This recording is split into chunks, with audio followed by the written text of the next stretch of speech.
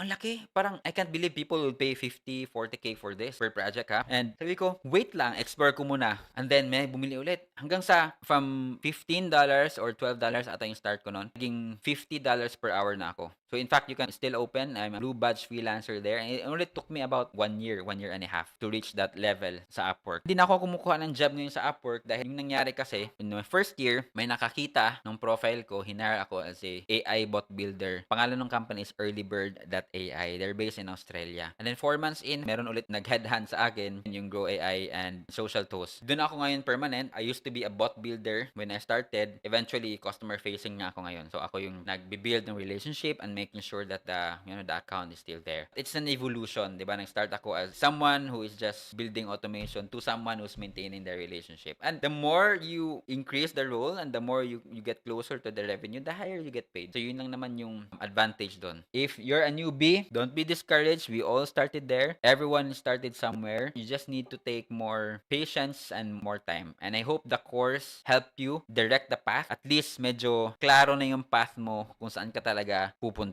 No? Kung ano talaga yung mga opportunities available, kung ano yung gusto mong tahakin na roadmap when you want to learn about marketing automation. So I think yun yung pinaka-advantage talaga doon.